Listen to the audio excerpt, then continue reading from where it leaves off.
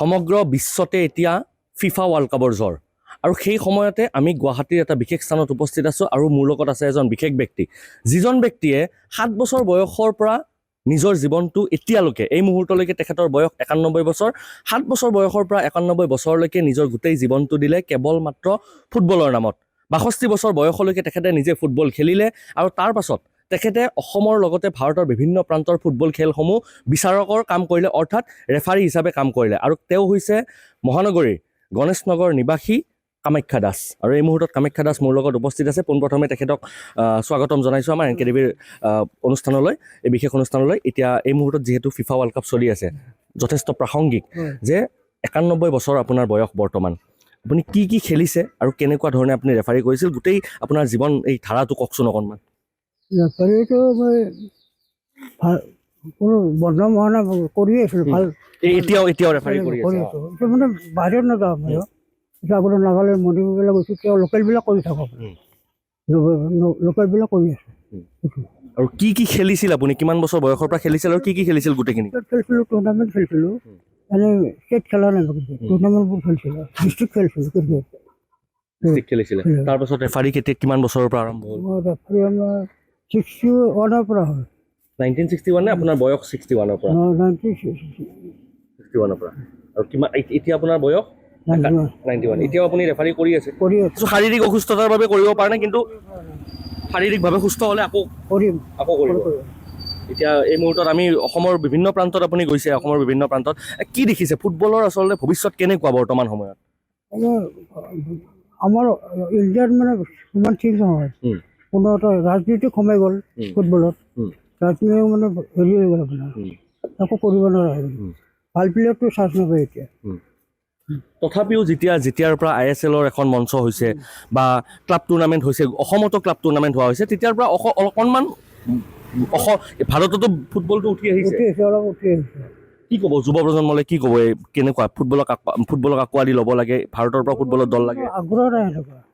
খালি ক্ৰিকেটতে এতিয়া ধৰি ক্ৰিকেট ফুটবলৰ মানে সিমান আগ্ৰহ নহয় যুৱ প্ৰজন্ম অলপ মনত দুখ লাগে নে দুখ লাগে বহুত দুখ লাগে ফুটবলটো নেখালে বহুতে দেখা পাইছোঁ এতিয়া ধৰ বড়োলেৰ কোকৰাঝাৰ এইবিলাক বড়োলে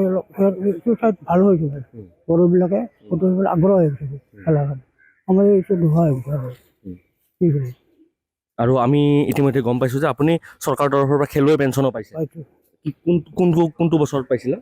14 চনৰ পৰা পাই 14 চনৰ পৰা দিব লাগিছিল আগৰ পৰা কিন্তু দিছে 14 চনৰ পৰা 14 চনৰ পৰা কি ক'ব বৰ্তমান ফিফা ৱৰ্ল্ড কাপ চলি আছে কিন্তু ফিফা ৱৰ্ল্ড কাপত যিকেইটা দল 48টা দল আৰু ভাৰতৰ নম্বৰ 100ৰ পিছত ভাৰতৰ পৰা কেতিয়াবা দলে গৈ ফুটবলত ফিফা ৱৰ্ল্ড কাপত অংশগ্ৰহণ কৰিব পাৰিবনে আশা নাই তথাপিও কষ্ট কৰিলে পাৰিব কিন্তু আশা নাই আৰু ৰাজনীতিত সোমাই গ'ল নহয় বোলত ভাল প্লেয়াৰটো আপোনাৰ পৰা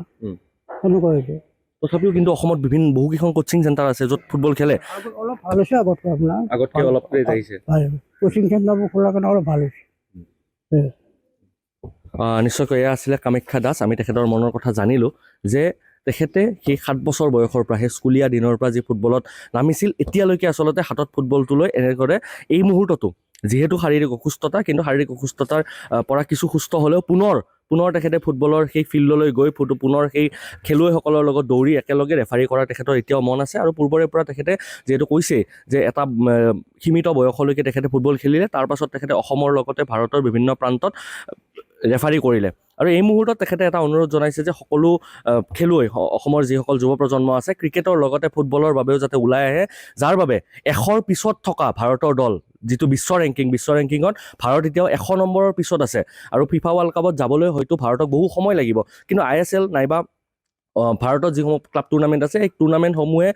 একোখনকৈ মঞ্চ প্ৰদান কৰিছে প্ৰতিজন খেলুৱৈক আৰু পৰৱৰ্তী সময়ত তেখেতৰো এটা আশা আছে যদিও তেখেতে মনৰ দুখত কৈছে যে ফিফা ৱৰ্ল্ড কাপত ভাৰতে কেতিয়াও অংশগ্ৰহণ কৰিব নোৱাৰিব কিন্তু তেখেতেও এটা আশা শেষৰ ফালে এটা আশাৰ কথা কৈছে যে ভাৰতে এদিন নহয় এদিন ফিফা ৱৰ্ল্ড কাপলৈ যাব পাৰিব আৰু ক্ৰিকেটৰ লগতে বা আন যিসমূহ খেল আছে সেই খেলসমূহৰ লগতে ফুটবলতো যাতে ভাৰতে সুনাম কঢ়িয়াই আনিব পাৰে সেই আশা লৈ তেখেতে আজিও হাতত ফুটবলটো লৈ এনেদৰে অনুশীলন এতিয়াও কিন্তু ফুটবলৰ চৰ্চা চলাই গৈছে